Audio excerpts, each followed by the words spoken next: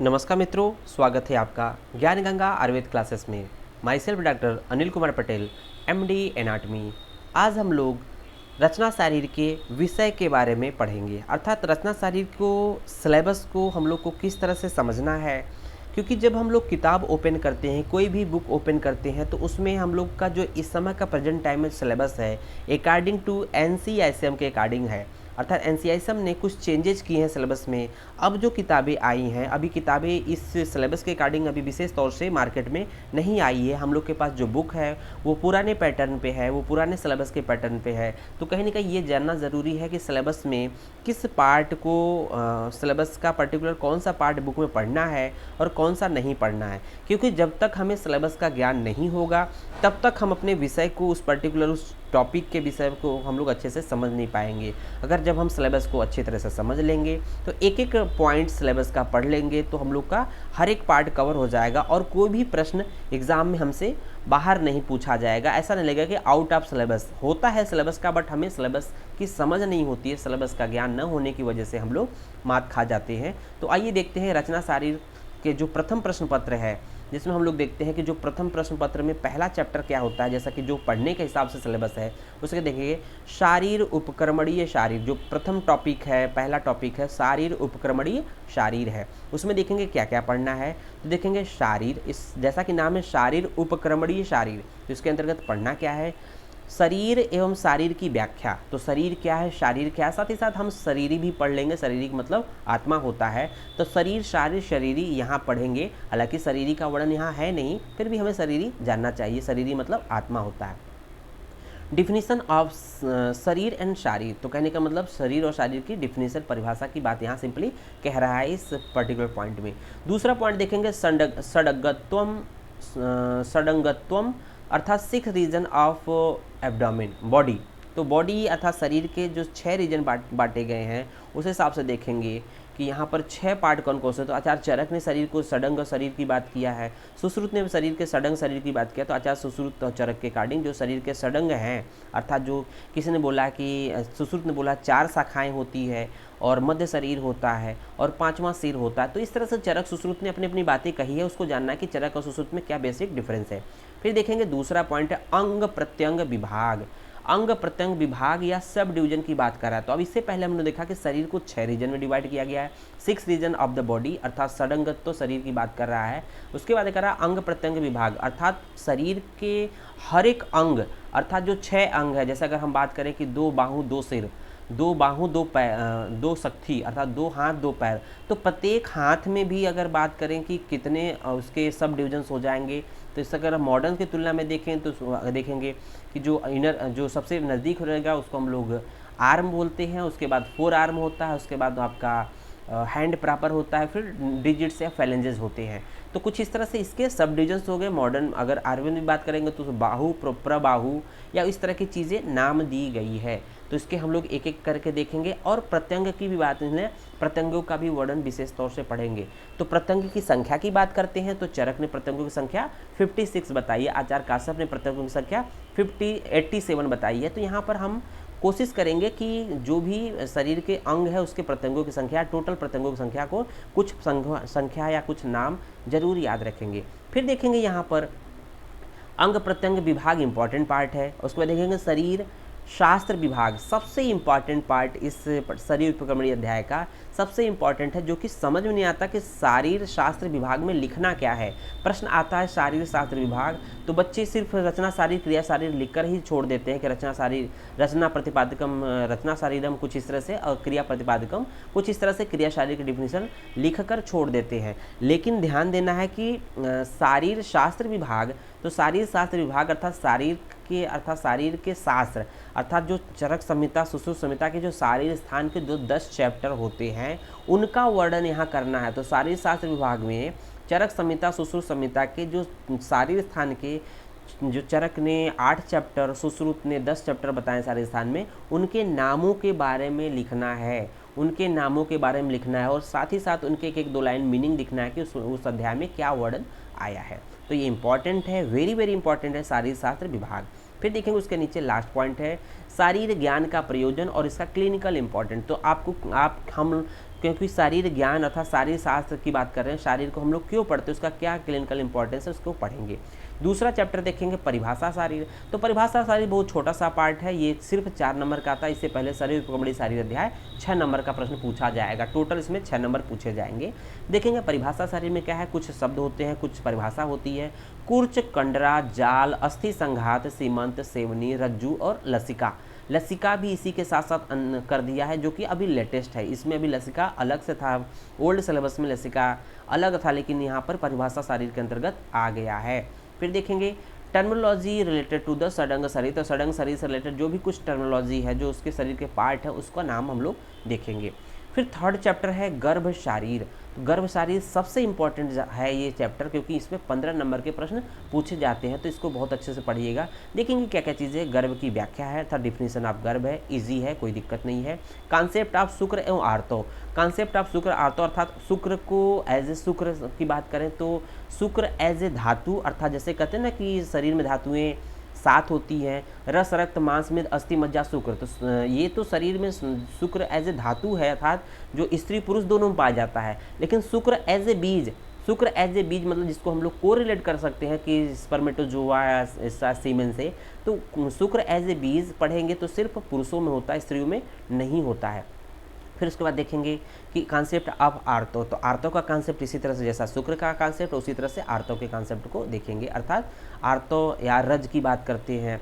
फिर देखेंगे गर्भाव क्रांति। वेरी वेरी इंपॉर्टेंट पॉइंट है इस गर्भ शारीर के प्रकरण का, सबसे ज़्यादा इंपॉर्टेंट है गर्भाव क्रांति। तो गर्भाव क्रांति के अंतर्गत क्या चीज़ें है, गर्भाव क्रांति कहते किसे हैं और इसका मतलब अर्थ क्या है, और मासानुमासिक वृद्धि क्रम। हर एक मास जो आयुर्वेद में जो प्रथम मास, द्वितीय मास, तृतीय मास, इस तरह से जब तक डिलीवरी या प्रसव नहीं होता तब तक कहीं न कहीं जो गर्भ का विकास होता है, हर एक मास में जो मासानुमासिक वृद्धि क्रम, उसका डेवलपमेंट बताया गया है आयुर्वेद के अकॉर्डिंग, यहाँ पर पूछा जाता है। वेरी वेरी इंपॉर्टेंट है। फिर देखेंगे नेक्स्ट पॉइंट है रोल ऑफ पंचमहाभूत इन गर्भ वृद्धि। तो गर्भ का जो विकास होता है तो वहाँ पर पंचमहाभूत का रोल क्या होता है, जैसे कहा गया है कि शार्ट फॉर्म में वायु विभजती, तेज एन पचती, आपः क्लेदंती, पृथ्वी संघनती, आकाशम विवर्धती एवं विवर्धित। इस तरह से पंचमहाभूत का रोल है वहाँ बताया गया, इसको अच्छे से हम लोग पढ़ेंगे। फिर देखेंगे नेक्स्ट पॉइंट है कॉन्सेप्ट ऑफ बीज, बीज भाग एंड बीज भाग अवयव, अर्थात कहीं न कहीं जेनेटिक्स की बात की गई है। आयुर्वेद में के लेवल पर भी जो मॉडर्न हम लोग जेनेटिक्स पढ़ते हैं, कहीं न कहीं जेनेटिक्स या जीन के लेवल की बातें यहाँ पर की गई है। फिर देखेंगे गर्भ का पोषण, जो माता के गर्भाशय में गर्भ की वृद्धि हो रही तो उसका पोषण कैसे होगा, वृद्धि के जब होगी तो उसका पोषण कैसे होगा, उस पोषण के थ्रू ही वृद्धि होती है। तो किस तरह से क्या क्या मतलब कि प्लेसेंटा फॉर्मेशन से पहले क्या होता है, आफ्टर प्लेसेंटा फॉर्मेशन या अपरा निर्माण के बाद कैसे क्या होता है, इसके बारे में पढ़ेंगे। फिर देखेंगे अपरा निर्माण, अपरा निर्मिति। अपरा निर्मिति का मतलब होता है अपरा निर्माण। तो सिंपली अगर मॉडर्न से कोरिलेट करें तो फॉर्मेशन ऑफ प्लेसेंटा, तो मॉडर्न में सेपरेट है फॉर्मेशन ऑफ प्लेसेंटा, लेकिन आयुर्वेद में भी अपरा निर्मिति के बारे में कहा गया है। वहाँ पर एक श्लोक आया है कि एक माह में संचित जो रक्त होता है शरीर के बाहर न निकलकर वो यूट्रस रीजन में चला जाता है, वो अपरा का निर्माण करता है। फिर देखेंगे उसके बाद है गर्भ नाभि नाड़ी। तो अम्बिलिकल कार्ड जिसको कहते हैं, गर्भ नाभि नाड़ी का आयुर्वेद में क्या कॉन्सेप्ट है, इसके बारे में पढ़ेंगे। फिर देखेंगे गर्भ की अंग प्रत्यंग उत्पत्ति अकॉर्डिंग टू डिफरेंट आचार। वेरी वेरी इंपॉर्टेंट है कि डिफरेंट आचार्यों के अकॉर्डिंग जो गर्भ को अंग प्रत्यंग उत्पत्ति, तो किसी ने अंग प्रत्यंग उत्पत्ति किसी ने क्या माना है, किस तरह स्वरूप माना है, इसके अंग प्रत्यंग उत्पत्ति वेरी वेरी इंपॉर्टेंट है। फिर देखेंगे गर्भ विकृति। तो ये भी अपने आप में बिल्कुल लेटेस्ट टॉपिक है, नया है। गर्भ विकृति शार्ट नोट में या इस तरह से पूछा जा सकता है। गर्भ विकृति 15 नंबर टोटल देखेंगे तो ये गर्भ शारीर 15 नंबर का पूछा जाता है। फिर देखेंगे अस्थि शारीर। अस्थि शारीर के अंतर्गत बहुत छोटा सा पार्ट है, 4 नंबर का पूछा जाएगा, आयुर्वेद का पार्ट है। लेकिन अगर हम मॉडर्न की बात करेंगे तो 12 नंबर पूछा जाता है। तो आयुर्वेद का पार्ट छोटा है, मॉडर्न ऑस्ट्रोलॉजी इसके साथ पढ़ेंगे वो 12 नंबर का होता है। टोटल 16 नंबर का अस्थि शारीर प्लस ऑस्ट्रोलॉजी एक साथ पूछा जाता है। तो यहाँ देखेंगे सिर्फ इन्यूमरेशन में अस्थियों की संख्या का था। चरक ने 360 बताई है, सुश्रुत ने 300 बताई है। तो इस तरह से क्यों दोनों ने अंतर बताई है। फिर टाइप अस्थियों के प्रकार की बात करते हैं। तो अस्थियाँ जो होती हैं वो कहीं न कहीं कितने प्रकार की होती है, उसके अस्थियों के 5 प्रकार की बात की गई है। वहाँ पर अस्थियों के स्वरूप की बात किया गया है और इसका अप्लाइड एस्पेक्ट की बात किया गया, इसका क्लिनिकल इंपॉर्टेंस आयुर्वेद में क्या बताया गया। फिर देखेंगे नेक्स्ट है अस्थि के बाद संधि शारीर की बात किया गया। डिस्क्रिप्शन ऑफ संधि, तो संधि का वर्णन देना होता है कि संधि किसे कहते हैं। यहाँ जो संधि का वर्णन है एक तरह से अस्थि संधि की बात की गई, क्योंकि अस्थि के बाद वर्णन है तो अस्थि और संधि अर्थात बोन ज्वाइंट की बात की गई है। एंड इन्यूमरेशन, संधियों की संख्या, तो संधियों की संख्या की बात करते हैं तो संधियों के अष्टविध भेद भी होते हैं, लेकिन अष्टविध भेद से पहले वहाँ पर द्विविध भेद की बात करते हैं कि जो है स्थिर और चल। स्थिर और चल अर्थात चल संधि और स्थिर संधि, तो ये दो तरह के संधियाँ हैं। फिर बाद में जो चल संधि होती है जिसमें मूवमेंट होता है वो 8 भाग में डिवाइड हो जाती हैं, दैट इज कॉल्ड अष्टविध भेद होता है संधियों के। फिर देखेंगे यहाँ पर नेक्स्ट पॉइंट है टाइप्स ऑफ संधि, संधियों के प्रकार की बात कर रहा है, यही बात कर रहा है। इसका क्लिनिकल इंपॉर्टेंस इसके बारे में बात कर चुके हैं। देखेंगे इंट्रोडक्शन, वेरी वेरी इंपॉर्टेंट है, यहाँ नया सिलेबस में जुड़ा है संधि शारीर में।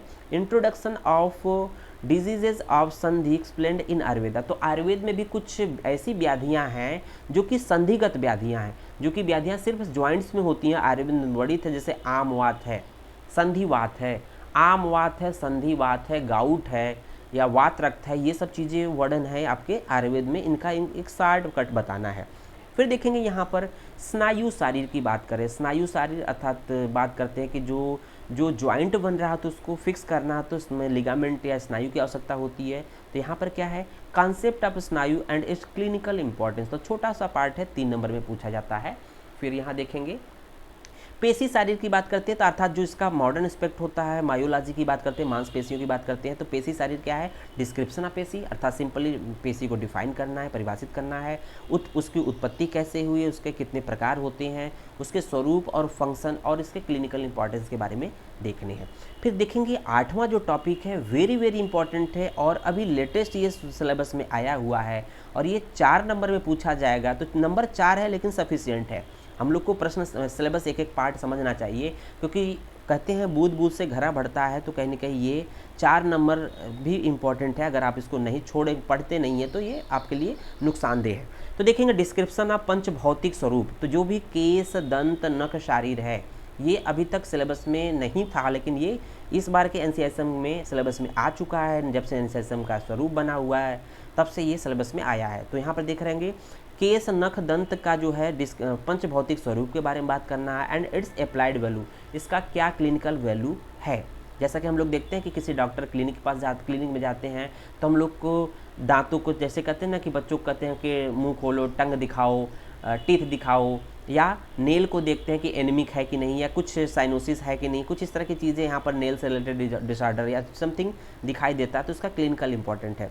फिर देखेंगे दूसरा पॉइंट है कि एक्सप्लेनेशन ऑफ इट्स स्वभाव। स्वभाव का मतलब होता है कि पितृज भाव अर्थात जो मात्रज पितृज आदि भाव अर्थात किससे उत्पन्न हुआ है, केस दंत नख, इसके बारे में बात करेंगे और इसका अप्लाइड वैल्यू क्या है। डिस्क्रिप्शन ऑफ प्रकृति अर्थात प्रकृति मतलब कि जो केस दंत नख नॉर्मल कंडीशंस में होंगे उसके बारे में वर्णन करना है, और वो जब उसके डिजीजेस से ग्रसित होंगे तो अर्थात एब नॉर्मल कंडीशन बात करना है, वर्णन करना है। उसके स्वरूप अर्थात अपीयरेंस ऑफ केस दंत नख, तो केस दंत नख के अपीयरेंस को बताना है इन कंसर्न विद डिजीजेज, डिजीज से तुलना करके। फिर देखेंगे यहाँ पर लास्ट पॉइंट है importance of examination of case नख दंत। तो हम लोग जब क्लिनिक में जाते हैं तो डॉक्टर या जो भी क्लिनिशियन होते हैं तो वहाँ पर देखते हैं कि यहाँ पर उसको एग्जामिन करते हैं, तो उससे रिलेटेड कौन कौन से एग्जामिनेशंस होते हैं इसके बारे में बात करना है। इसके बाद देख लेंगे मॉडर्न एस्पेक्ट आ गया, एम्ब्रियोलॉजी जो गर्भशाली से रिलेटेड था।